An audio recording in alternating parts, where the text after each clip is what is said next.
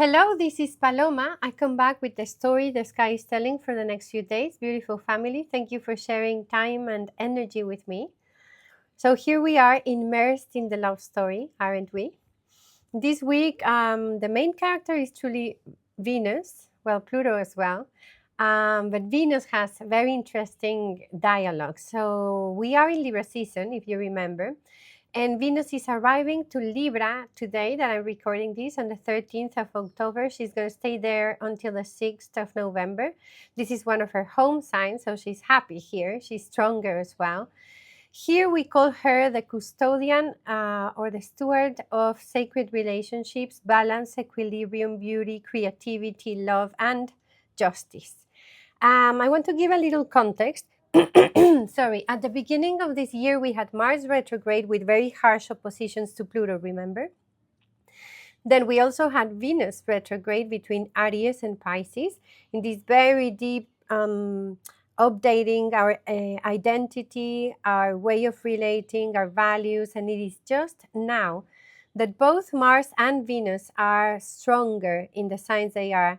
And therefore, the frequency of feminine and masculine energy within ourselves is it can get revitalized. And there is, for me, the possibility of entering this sacred marriage within, so we can create new alliances and restoring this pact of love and creation between feminine and masculine energy in ourselves. So Venus arrives to Libra, and this is going to enhance our appreciation of beauty, actually invite us to beautify our lives, or maybe just to notice the beauty that is already there and to commune with our relationships from this balance, from this mutuality, equity, authenticity, because everything has been calling us into a rebirthing our autonomy, the autonomy of the I am that I am.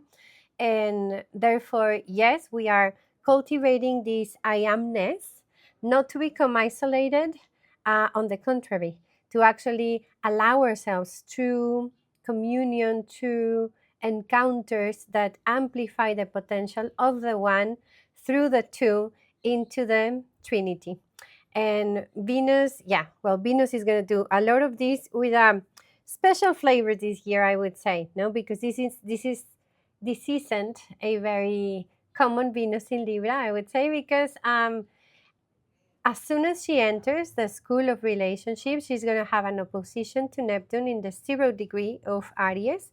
Now, with this potential of creation of the cosmic egg, announcing the future, and he delivers Venus the mission of weaving the collaborations through the grid of life, so we can all co-create this new beginning.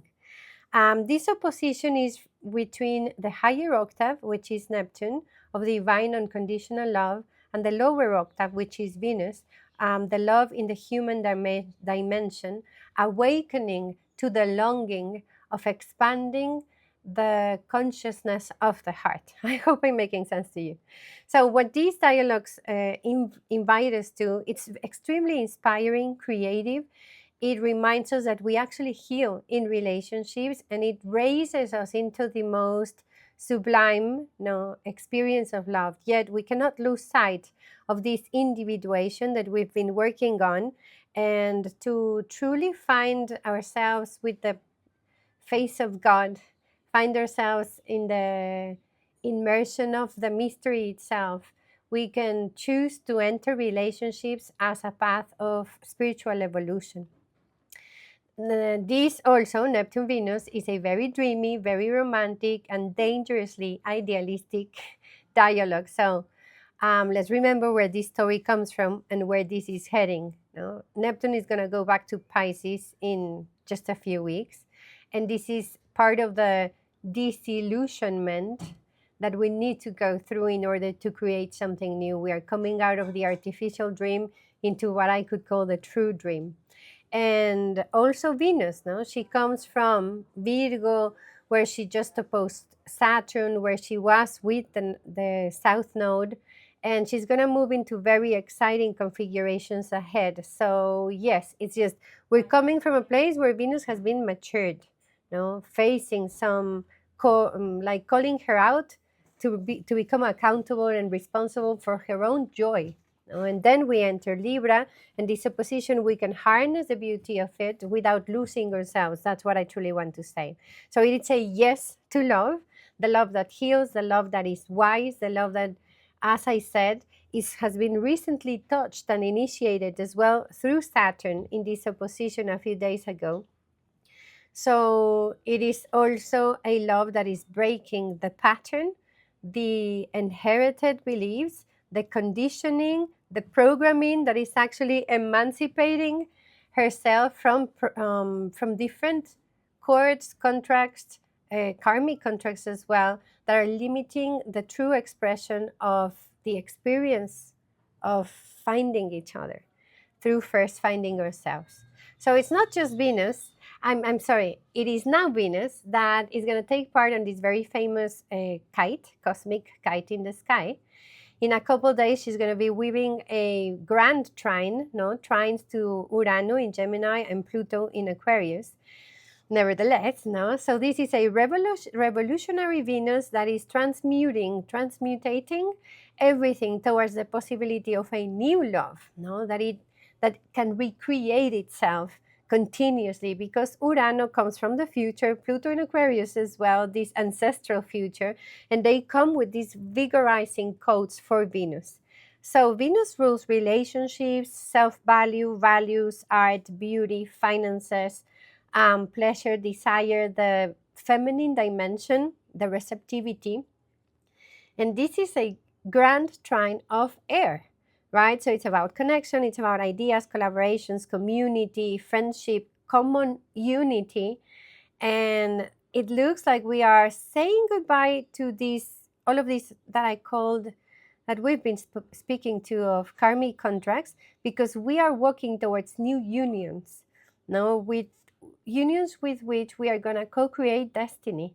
No, so it looks like a time that is also bringing a lot of transparency to hidden dynamics and truly showing us what needs to be seen, what needs to be known, what needs to be claimed, so we can reset this relationship area of our lives.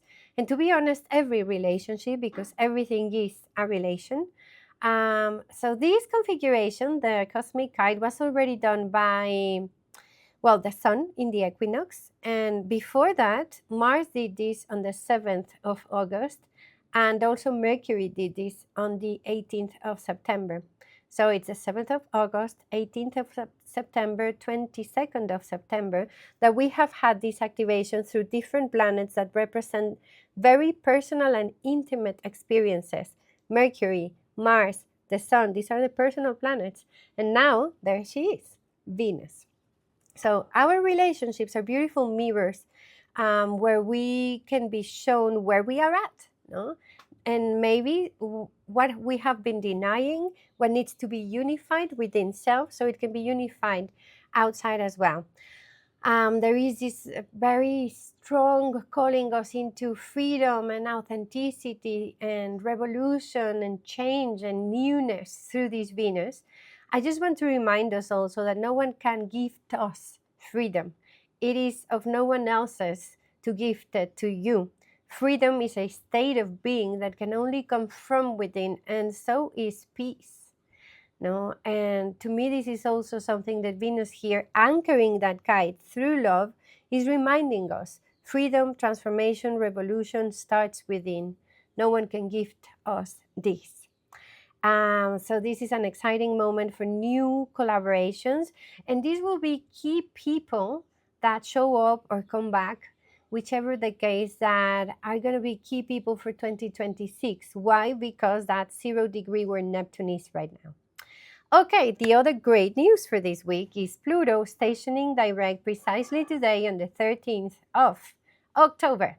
So this is the Lord of transformation, death, rebirth, and power, awakening now in the school of humanity, of consciousness, and the prayer for the future. So October, this will be the first time that we experience this. Pluto has been in Aquarius for nearly a year. So this is the first time we have had a full cycle of retrograde and then station in direct motion. And we know that when a planet is stationary, his symbolism is very, very strong. And he's basically stationary for most of October. But right now he's changing direction. So if we take the time to like recapitulate the energy, not only from this first year of Pluto in Aquarius, we will see that he has already shown us a lot of the intensity and the madness that this can be, and that we will have to elaborate and create and evolve with through the next 20 years. When a pattern is about to be released or to be shattered, it is when it gets the noisiest. I think that is the agony of structures that are dying now, and that it seems like they are gaining more momentum or power, but in truth, it is precisely because it is the great ending of their time, because time has run up. The human history is at this pivotal time to choose our path. And we've been feeling this. Of course, we have the intensity of Pluto here, and he's doing what he does, like bringing death to everything that is not in service to life and truth.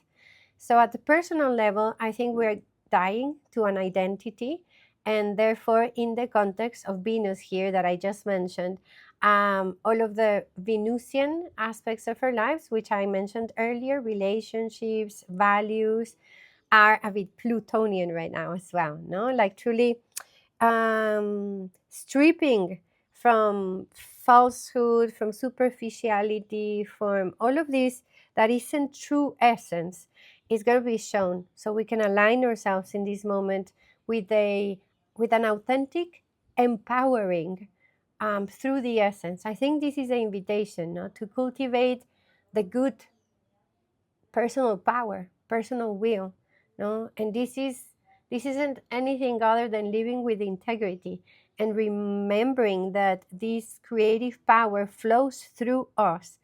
I think manifestation is extremely speeded right now.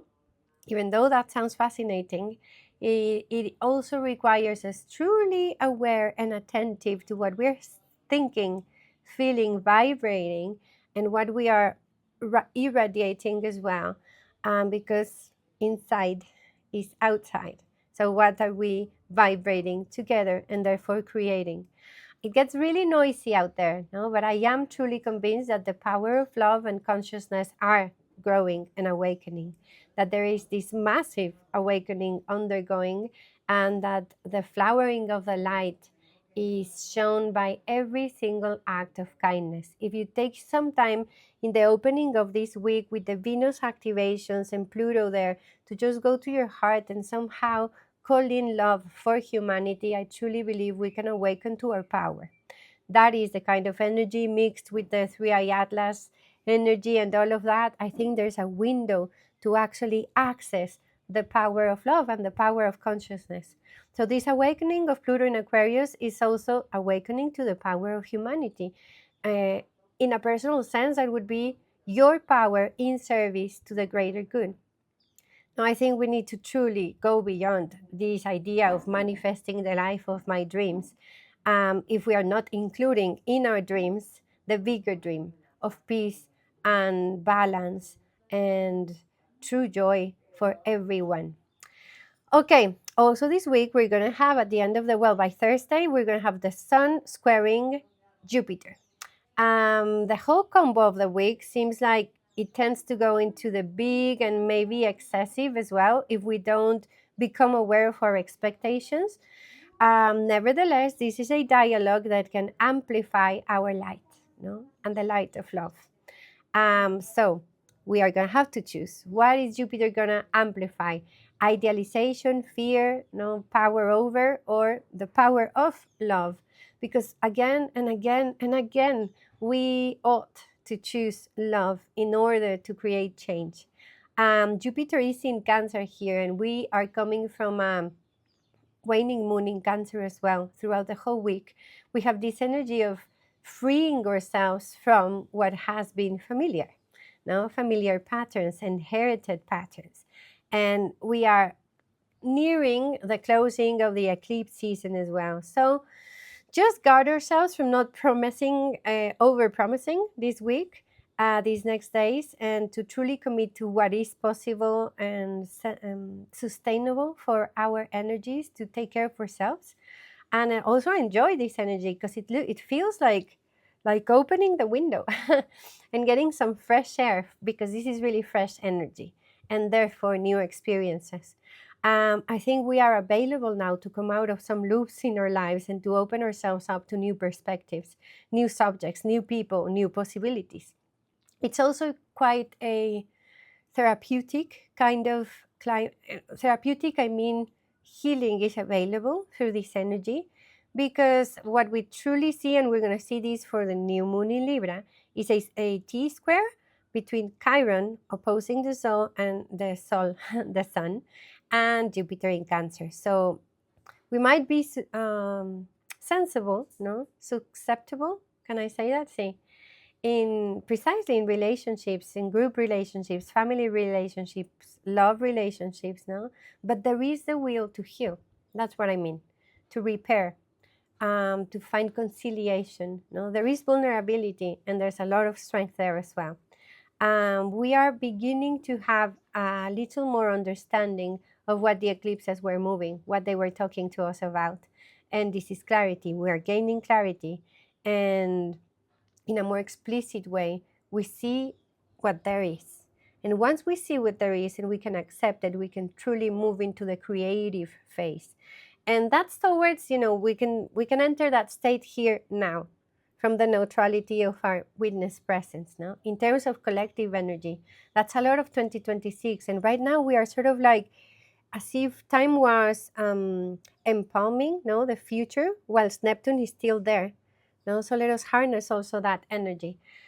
Okay, as I said, I think in my last video about October, it's a time for truth, for disclosure, for honesty, for sincerity. And this is a very important part of the process. So I hope this made sense to you and this serves you in any way. Thank you again for sharing this moment with me and for supporting my channel. Blessings. Tlazokamati.